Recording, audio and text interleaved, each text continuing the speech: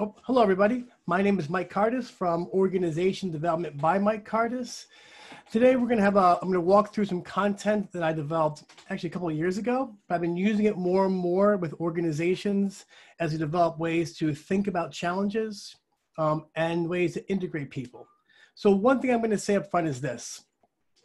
We're seeing from the leadership literature and from those who study leadership that leadership is changing in how we view it. It's changing to we call a more distributed function, meaning as opposed to leadership and innovation or ideation or solutions coming from a single person, we're seeing that it's now becoming more spread amongst multiple people. And as we're spreading these ideas and challenges or innovation or ideation amongst multiple people, we have to be thoughtful to say, what kind of tools and processes do we use? So today I'm going to walk through probably 8 common innovation blockers, things that often stop innovation from happening. And then we'll spend the last side of the workshop working on a tool or method called 9 windows that I use an awful lot to help organizations and teams break out of their stuckness in thinking and to find new ways to go about things. As I said earlier, if you want to, feel free to use the chat to each other, challenge my ideas. I'm open to any disagreements or criticism. Also, if you have any questions, please use the Q&A box on your Zoom desktop so I can sort of see the questions. So I'm going to get to this. Also, just so you know, all the slides will be shared. I'll send some extra content so you have stuff. Those of you who know me know that my job is to share as much as I can with you. So a lot of this comes from something called trees. And not to get too geeky, but trees is a Russian term, a guy named Altshuler in Moscow back, I'm not too sure exactly when, created trees, which stands for the theory of inventive problem solving.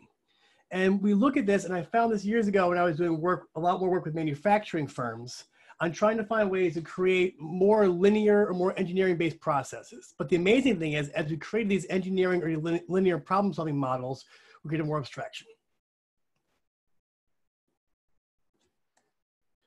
So the first part is this thing called psychological inertia. And all that psychological inertia is a fancy way of saying stuckness in your existing thinking. And what that means, and we see it an awful lot, is that once more stuckness happens, we create and carry certain ideas behind us. So those of you who are interested in innovation and creativity know that we have many biases that we look at. Additionally, as we're seeing right now with the COVID-19 crisis and the racial and sort of tensions going on, we're seeing many of our biases become deeper embedded in how we do things. And one thing that I've been thoughtful about, and I keep talking to organizations about, is how do we, instead of trying to combat these biases and force folks to fight them, which they should change their thoughts, how do we create ways to work with them to allow folks to move together in a process? And so the inertia essentially means that oftentimes in organizations or in companies, I'm talking about today, we get stuck in our thinking. And the stuckness becomes so deep that we can't see other ways of doing things. So there's typically about what we call 8 routine causes of psychological inertia. And so I'm going to walk through the theoretical part for the following reason. I want you to start thinking about the theory and some of the ideas that cause the stuckness, and then see how we can use this tool to unstick things. So the first one is having a fixed vision or model of the solution or root cause. Sometimes we say in the complexity work I'm doing is that linear causality stems from social atomism. What this means, if I tend to believe that there's one root cause to all social issues or organizational issues that will lead to a stuckness in thinking. We've seen from my work in human services and amongst human adaptive systems where people are complex. So people as humans have identity. They see themselves a certain way. They have intention, they do certain things, and they have intelligence. So we need to be careful. If we start trying to root cause everything, then we sometimes create a single part for the problem. And we know that most of the challenges that we're dealing with right now, as the world gets more complex, as change happens faster, and as folks are going back to work or staying at work, or these challenges, a single root cause can't be found. Additionally, be careful. If people have models they love an awful lot, that model also creates stuckness in thinking. So right now, I'm sure you've heard the term agile. So right now, agile is sweeping across the country. Agile is a model, just like Lean Six Sigma was, just like Lean is, just like theories of constraints. So be careful about that. Second one is false assumptions, trusting the data. Now, again, those of you who know me know that I like data. I think data is a helpful piece, but we have to also be careful about the data itself. Not to question the data, but not to fully trust it, to realize there's probably a larger story behind it. There's a good analogy I use from a researcher at McGill, his name is Henry Mintzberg. And oftentimes he says that what data is, it's a helpful piece to inform our decisions, but we also have to kind of keep trusting some of our intuition and our judgments amongst the data. And data, we say, is like a cloud, right? It's like a cloud. So from far away, a cloud appears solid. But the closer you get, you can push your hand right through it. So consistently trying to figure it out and to say, I want to trust the data, but how do I begin to look through it and capture the whole story behind it? The third part is language. It's a strong carrier of psychological inertia. Specific words or terminology carry stuckness itself. And so I wrote an article maybe a month ago on looking at how we use metaphors inside our organizations to have people think about certain things. So when we say something like business is war, war itself has a specific connotation and metaphor for how things work, and that carries a lot of momentum behind it. So be thoughtful about that. Another one, my favorite example from Altshuler is this. In one of his books, the example he uses, and this is a way to kind of think about how language carries specific inertia or carries ways you think. It's a riddle, and the riddle is, how fast must a dog, let me rephrase it, sorry. The riddle is, a frying pan is tied to a dog's tail. How fast must the dog run so the frying pan does not make any noise? And the answer is 0 miles per hour or 0 kilometers per hour. Because again, the reality is by saying run and by saying speed, the language itself carries a thinking process for you to follow through. Third one is experience, expertise, and reliance upon previous results. A fancy term for this is called hindsight bias or retrospective coherence. This means if it happened one way, then it will happen the same way over and over and over again. Now, the opposite side of this is what we call recognition pattern disruption. So if you have deep experience and deep expertise, and you've seen something or a challenge happen many times, and you've seen many different processes, you can understand how it works. But be careful, because if you rely upon previous experience, it may not create future experience. This is the same pushback I have in organizations when they ask for things that are best practices. So we consistently say that what best practices are past practices. So best practices worked in a certain context, in a certain environment in the past. So we can use that data to inform us, and we must be thoughtful about saying, how can we take new ideas and use it to inform our thinking, but not stop our thinking? Next part is limited knowledge, hidden resources, or mechanisms. So with this, you may not be fully aware of what's going on. So with the innovation pieces and the tool I'm going to share towards the end, there's a way to capture this. This also is a way to kind of say, how do we ensure we have a diverse amount of individuals looking at the challenge of the problem to create a new solution? So innovation is creating a new solution or a unique or novel way to make things better. How do we ensure we have a diverse amount of folks looking at this? Because again, if you have the same people from the same type of thinking in the same type of organization, that's what we call groupthink. And there may be certain resources or tools that aren't known to them only because they're so deep inside their knowledge parts. So how do we ensure we have a broad diversity of individuals looking at this so the certain knowledge or resources aren't hidden? Next part is inflexibility, model worship, trying to prove a specific theory or stubbornness. This is an example I'll use about this one, and I'm going to also use this when I share the tool, the 9 windows. So a lot of this work that I did came from my work inside a large bank. So the large banking system is international, and they were having a large challenge with retaining staff that were under the age of 35. So inside this organization, there was a thought that the tenured staff, the staff that had been there longer, the older staff, had all the right ideas. And a lot of them used, and by default, they had a lot of knowledge and ideas, but they were stuck. And the stuckness, because of their existing thinking and their desire to prove a certain theory or model, blocked new ideas from coming through the organization. And when the new ideas weren't coming through, new ways to get things done, it was creating a very stagnant culture. And so they were falling behind in market share. They were falling behind in utilizing, iPhones and pay-for performance apps. They were falling behind using technology because, again, a lot of the existing knowledge, the inertia was deep in that organization. Using the same strategy, keep thinking the same way, and you'll continue to get the same results. Same thing, as you're going through the process, be thoughtful that you're not using the same strategy over and over and over again. Now, some of you may think we're doing different strategies, but I'm telling you, you're probably stuck in doing this the same way, the same damn way you did it for the past 15 years. As you got to stop and think, is our strategy broken? And if we're trying to do the same strategy, but more aggressively, we'll get to more problems more aggressively. So we got to break that loop. Rushing to a solution or incomplete thinking. And again, in the model I'm going to share with you, you'll see how this works. One thing that we've been recognizing from the research in what makes innovative or more resilient or robust ideas is this, is that when you have a bunch of folks inside of a room or trying to solve a specific problem, you want to avoid giving them suggestions or having them agree upon a solution too early on in the process. What that means is you want to keep people in a state of ambiguity or uncertainty for as long as possible.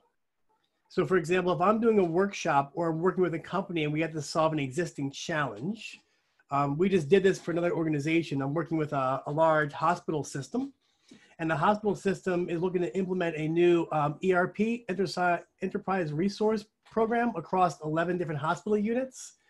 And in our 3-hour initial change management meeting, purposefully, I kept the team for almost 2.5 hours from identifying or finding action items to move forward on. We spent the majority of the time creating new ideas, tearing those ideas apart, rebuilding those ideas, and synthesizing, kind of, if you will, that converged divergent idea of concept of innovation to consistently come up with new ideas. The reason we did that is if you rush too early to a solution and you're a manager or you're a team leader, what people will do is they'll spend the majority of the time fighting or arguing over whether that idea is right or wrong. So we'll be thoughtful about how do we give the ideas enough time to percolate to try new things. And these are quickly sort of the 8 things that we see create inertia or stuckness in thinking. Now, again, I went through these because I want to take the majority of the time, probably about the next 20 minutes plus or minus, to go through the model we use for this. And these things are dangerous. And I'm sure you can think right now in your organization about examples of how either you yourself have been part of these or how you've seen inside your teams these same problems. Now, I want to say it's not to say these problems are bad or negative. In many ways, they're just part of what people do, and they're how humans tend to interact.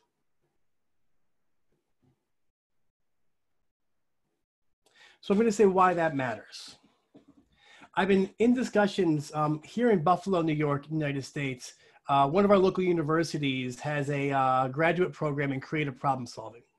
So I've been in discussion with one of the professors there, well-respected, well-researched. And in one of his papers, he was talking about the challenge of deferring judgment. So anybody that's ever been in a brainstorming meeting or in a problem-solving meeting and you have a bunch of folks together and you're trying to brainstorm, a classic sort of rule or guideline is, right, we want quantity, not quality. We want a whole bunch of ideas, and we want to defer judgment in the first process until we judge our ideas later on. And as you read the research into problem solving and brainstorming, deferring judgment is really, really tough. It's almost impossible. I would say it is impossible, because as humans, we are judgment machines. We are consistently and constantly judging everything, judging our environment, judging ourselves, judging others, judging how we feel, judging others' volitions, judging others' motives. And so innately, as humans, because we came through hunter-gatherer societies, we judge things. So to ask a team to defer judgment is almost really tough, because you're asking folks to go against their innate nature, their better nature of themselves. And the hard part is by deferring judgment, asking folks to turn up a part of themselves, you're creating a heavy cognitive load, meaning they have to use their brain to say, I can't judge things right now, I just need ideas. So therefore, if I'm judging things, I can't judge things, which creates a lot of confusion inside their brains. And so my response to this professor, and we're talking about it now, is how do we create ways where we let people judge, or we just don't ask folks to defer judgment, but we create scenarios where people can use this innate judgment to make things better and more effective. And a big part of that is saying, how do we create new tools and new processes? So let me go back in the shared screen.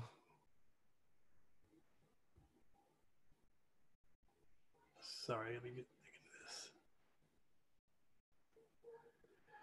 So here's one tool we use to release the innovation or the block. And this is only one single tool. I'm going to walk through this with you guys. And again, like I said in the beginning, I'm extending my hand to sit with any of you and show you how to use this. And I'll say this. The challenging part is the tool itself doesn't really do anything.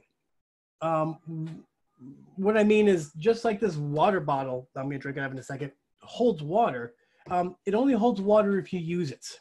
Much like an Excel spreadsheet, doesn't really do anything unless you apply things to the Excel spreadsheet.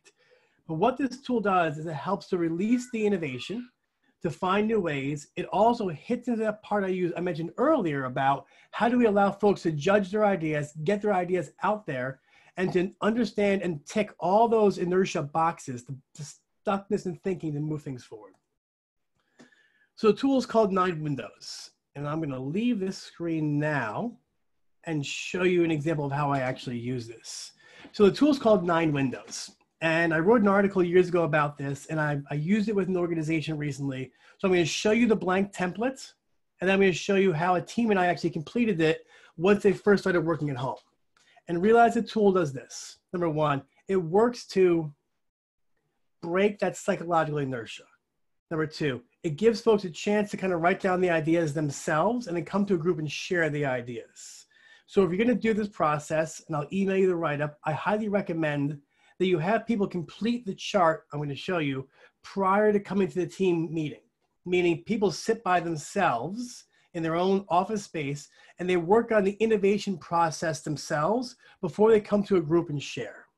So by having the individual, me, if I'm working on your team, so if I'm on your team and you email all the team members and say, hey, we're going to work on, let's say we have to, here's one I just actually worked on yesterday. I can't share it, but yesterday. A large company I'm consulting is now taking entire units and making those units work at home 100% of the time. So they're taking whole units of folks that are working at home and they're saying, you are now work from home 100% of the time. There's no office for you anymore. So with the leadership team and a key group of staff, we walked through this. So before the meeting, we actually emailed them the template and what to do and said, fill this template out thinking about how can we ensure that work from home is successful for the 45 employees who are now working at home. And 10 of the folks filled the form out first, and then at the meeting, we discussed the form.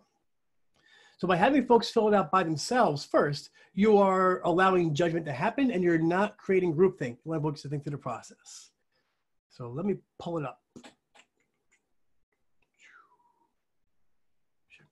All right, so this is how to use the process. And I'm gonna walk through the screen with you. Additionally, we've been doing this online an awful lot now with virtual teams just because we can't see folks face to face. So again, if you wanna call me, we can do it together. I'm not gonna push anything on you, but this has been really fun because again, inside here, we can create Post-it notes and you can write Post-it notes in real time with your team to solve these issues. And it gets larger and smaller. So I'm going to walk through it first. So the first thing is, here's the template. I'm going to email the template in a Word document, and I can send you more stuff if you want. First part is 9 windows. Number one, you want to figure out here in this section, what's the challenge or problem you want to explore? What's the problem? What's the challenge? So you want to create almost a problem statement or a problem scope. So again, the example I used earlier with the group I worked with last week or this week, how do we ensure the 45 people who are now work from home have the tools and skills they need to be effective and productive inside the home office? They frame the problem. And that's a good way to start. And then you'll see, I'll make this a little larger. Here we have these 9 different boxes. So I'm going to start with the columns first, and then we'll go to rows. So you're going to have yesterday. So you need to think about the timeline. You can frame the timeline as far in the back. Yesterday, today is a current phrase time. Tomorrow is in the future. You can set the timeline however you want to set it. So for example, with the group I did this week with this process, yesterday was prior to COVID-19 Today is right now. Tomorrow is 90 days from now. So we set the time frame to kind of create what that scope was. So again, yesterday, past, today, current, tomorrow, future in the columns. Now in the rows, let me get a little larger so you can read these. You'll see we're looking at the following things. Number one, the top row is what we call the ecosystem. And the ecosystem is just a fancier way of saying the larger environment that is impacting your work. So I see on the webinar, we have some nonprofit clients and some local county folks here on the call, which is nice. So in my mind, ecosystem is looking at currently, what are some state and federal things that are impacting our work? What are some larger societal issues that are impacting how people are looking at the problem inside our organization? The ecosystem is the things that are above you that impact you. If you work inside an organization and you're trying to figure out, like that ERP process I explained, the enterprise resource process with that change team, one thing was in the ecosystem, we looked at upper management. So in the organization itself as a whole, the ecosystem, policies and procedures that affect us, organizational politics, things that are kind of larger parts that are outside your control that impact the problem. Next part is people. And here in the breakdown, we talk about, make this larger so we can read this. In the past, how people learn. So if you're thinking about the challenge, how people learned as a group or learned together. How people use, meaning how they use the tools or the skill sets or the current problem. How people remember. So in here, you're trying to figure out these three areas. I like these three areas, and you may have to customize them a little bit, but we use them a lot with groups to kind of say, okay, so if we're looking at implementing this ERP process across 11 hospital systems, and we have the ecosystem worked out in the past, we talked about politics, organizational issues, leadership changes, policy and procedure, IT challenges, and we posted under these things. Then we can say, how do people currently learn inside the organization? How do they learn? What do we use? What tools do we use? What artifacts do we use? What skilled knowledge do we have? What spreadsheets do we use? How do people learn? What do we use? Technology-wise, use. How do folks remember? So remember means how do they look back and kind of say, oh, that was helpful. Same thing here in the present tense. So now we're in today. How do people currently learn the tools and processes? How do they use them? How do they remember? And the future, you're trying to forecast to kind of say, in the future, how do we want people to learn how to use this ERP process? How do we want people to use it? How do we see folks remembering the experience we had? Here at the bottom one, this one, I vary sometimes, but in my mind, market potential means what current tools or resources do you have in your arsenal you can use to make things be better? So in the past, the ERP process, we can look at how folks use the ERP, what market potential actually existed to sell it inside the organization. And by selling, I mean you're selling it to internal stakeholders and organizations. Same thing here. Currently, what can we kind of see are the market potential currently, and the future, what's the market potential? So I'm going to show you an example that may help in a second. So you think about it, this is a way to think about the process. Now it's important. As you're going through this, you want to start typically by identifying, the first step is you want to figure out what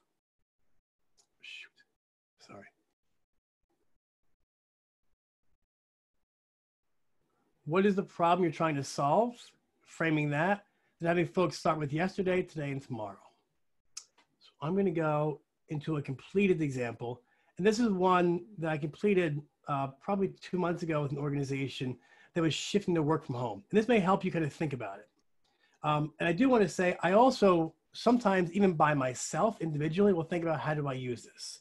And what you're trying to do, the outcome is this. If you can get the ecosystem, the larger construct of how things happen, how people learn, use, and remember the process, and what are areas for solutions or market potential, then once you have all these things laid out, you then have a more holistic view of the challenge, and you may have new ideas that are spurred from this because it will break the stuckness in thinking. So I'm going to share with you guys an example. So again, so from this, the issue was explore the way the context and ways that how we're impacted by COVID-19 work from home. And this was done by a team really early on when work from home first happened. And we had to have people start creating, how do we get folks to work at home fast? So in the ecosystem, you'll see, right, in the past, telework was offered to very few people. There was no agenda or process for virtual meetings. There are very few policy and procedures for work from home, right? Managers struggled with how to manage people from home. Most work was done in the office. Work from home people felt left out of the teams. So in the past, when work from home, these were challenges in the ecosystem they felt. Currently, in the past, people learned on their own, right? They were forced to use a clunky conference call thing. You know, that big triangle conference call thing in the middle of your table that like only one person can make work and no one can figure it out. They had to attend face-to-face meetings virtually, right? We had one work from home on our shared drive. You had to find others. People used how they use work from home, company laptops, only IT had control of VPN lines, limited VPN lines, spreadsheets, meaning that they didn't have existing project management software. There were challenges. How do folks remember working at home in the past, right? It was seen in the past as a point of pain, a point of sort of embarrassment. Folks felt left out, fear of missing out. Managers making comments about cleaning laundry and doing housework. It was negative. Having to prove they were working home. Market potential that we saw was limited because most work was done in the office. The managers thought real work happens in the office. We hired locally in Western New York, which is what the WY stands for. Work from home was a nice offer, but many strings and limited opportunities. So the team did this, and these are them in real time putting these pieces up. So today, this was, again, a month ago, looking at this, right? The ecosystem was, we had money for VPN lines, right? Currently, there's no plan on how we'll go back to work. We're actually gathering employee experience data and using it. So employee experience was figuring out, how are people doing? How are you acting? You know, concern about more reduction in force. So they were talking at that point about what do we reduce force on? HR is offering wellness. So all these things you can sort of see. Hey, these are large ecosystem things that are impacting folks work from home. How people learn currently, how they were learning to work at home. So think about the problem. How do we work at home? And when it first happened, we had to create new processes and tools right away. So you can see they developed online tutorials. Akish, Megan, Jack, and Meow identified subject matter experts. All these things you can see. So again, the team working together on this started to kind of create a reality of how things were, how things are, and then you'll see in a second how things could be. And then the market potential, we started to talk early on about, as an organization, is there any market potential behind this? Can we take this and kind of see things done? So they're looking to increase their staff. They started to recognize they can probably hire up so they can have more folks working virtually. They like the idea of hiring more staff because they're growing as an organization. Can they hire outside the region? They're seeing people feel a stronger commitment to work in the workforce. There's a concern, you know, prior to COVID, we had a talent shortage. We did lose some people, which is an early piece, and we're seeing this continuing through the environment as people are losing their jobs, and it's hard. We're trying to think about would be rehired. And the future part is when things that really got exciting. And now, again, you have to work from the past to the present to the future. If you start with the future text, the future context too early on, people create idealized outcomes without being informed of the past. So this is what I mean about the trusting experience with a retrospective coherence. Is as in a brainstorming process or innovation process, you need to be able to kind of look at where you are currently and what got you there in the past, and then create future goals. If we create future goals too early on, those are those things people will sort of tear apart and fight over. Going through this process, past, what was the ecosystem like? How did people learn, use, and remember what we're trying to solve the problem with? And then what was the viable, how are we viable in the market, or how do we use the tools in the market? Present, future. If you go that way, it reinforces the past. People see how they made decisions in the past as a useful construct or a useful tool to make things better. And then they can start saying, hey, we can do that and move forward. So, so the ecosystem we saw right in the future, which actually is happening. I met with this group recently, right? More hybrid systems, work from home and office space, need policy and procedure for staff in other countries and localities. We will need a more robust IT system. When school is back, those still working from home may increase productivity. Anybody who is working at home now and they have small kids, like on a personal note, like my wife and my 6-year-old twins are downstairs, it's hard, y'all. Like, it's hard to get work done when there's kids in the house and to be productive. So just be thoughtful about that. Using the employee experience stuff to kind of, using employee experience data to inform performance appraisals and key result areas. It's a way to look at what can they do in the future. How people in the future, how they'll learn, right? There'll be a rebuilt onboarding system with a virtual classroom, which is something they're actually doing now. So it's exciting to say they know they're gonna have more work from home folks, but because they planned this in the past, they were prepared for change in the future. So they're creating a more robust future to solve existing problems. Greater acceptance of work from home. This, remember, was actually a really exciting conversation because it started to say, how do we want our employees we currently have to remember our work? And that remember kept that employee experience tight, right? So feeling of being cared for and supported. Potential in the market, you'll increase New York State hires, lessons learned, these kind of pieces to kind of keep putting things together. So I'm going to zoom out and I kind of walk through this fast and I planned that, which is okay. But I want to just say this again, is this tool, at first, it's interesting. So at first when I share it with people, they often seem a little scared or intimidated about it. But once we walk through it, it starts to make sense. So even when I think about my own work, for example, sometimes I think about what I'm currently doing and how my work happened in the past based upon people's employment, what worked in the past, what was viable in the market, and how things move forward in the future. So you can do this. You can do this by yourself. You can do this with a small team. You can bring your group together and ask them to walk through it. But you have to be okay with the people being slightly confused and understanding that as you're going through this process, one thing you want to be thoughtful of is how do you begin to frame the ecosystem, the larger environment, what's impacting us. And the ecosystem part is also where, if as a manager or as people who lead team members, you have to be aware of the larger system around you. If you're not looking at patterns in the ecosystem, you're going to fall apart. And then how people learn, use, and remember the existing challenge. So challenge can really be anything. Like it can be, for example, I was working with the US Air Force a couple of years ago, and we used a similar process on how to decrease or how to stop a bolt from vibrating out of an engine. And the team got together, post-it noted things, and put the answers up and created ways in the future to make different processes.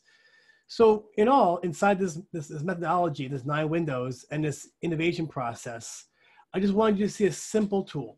And the tool itself can work through the process. And it can be a way to kind of help you look at, I think I'll go back to the shared screen quickly. It can be a way to help you look at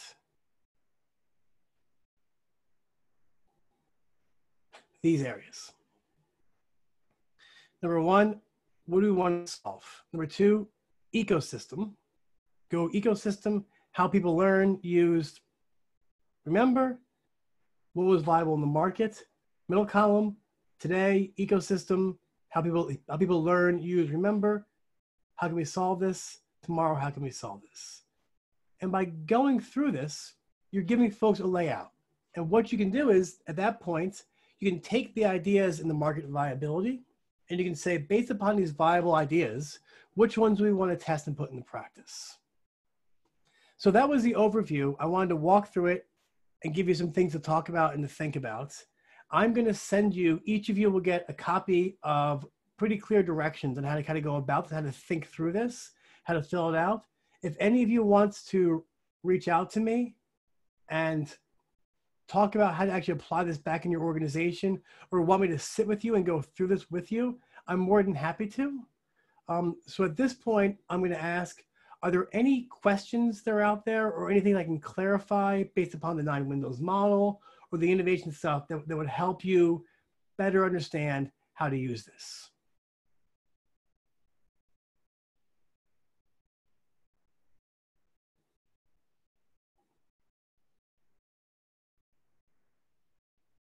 Okay. So I'm seeing one question. I'm seeing one person said that, thanks, lots to take in and think through.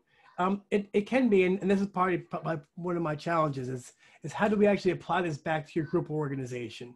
And the best way to do it really is to, when I email, the best way to try this is to do it by yourself first. So when I email you, I'll email the Word document and I'll email the 9 windows.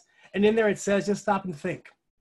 So I would stop, for example, and with my company, you know, I do consulting and coaching with organizations. And when I had to think about what do we do?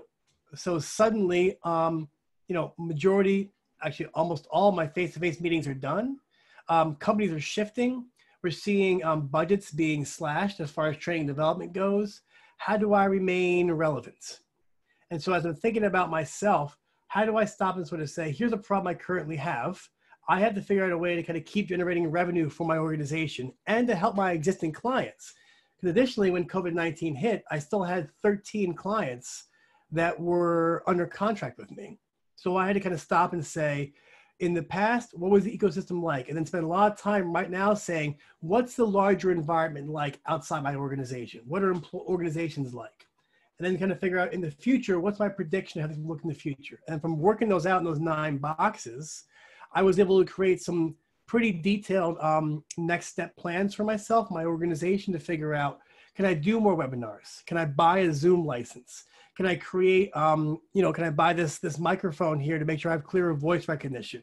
And as I'm creating these webinars, I'm also recording them to kind of create more content to keep my marketing process going on. So the best way to use this tool is to do it by yourself first and think about a challenge or problem you have. And then if you want to, again, then sort of push it out to your team and then try it with your team. But you have to be okay with them sort of feeling a little uncomfortable. A big part too of the inertia is people feeling comfortable in their own bubble, their own realm, which is okay. And you have to let folks for a little bit just be a little uncomfortable in what their answers are and think it through. Because the best thing you can do is allow folks to think through the process. So I can tell that there aren't a bunch more questions, which is totally fine. Again, I'm Mike Cardus from Organization Development by Mike Cardus.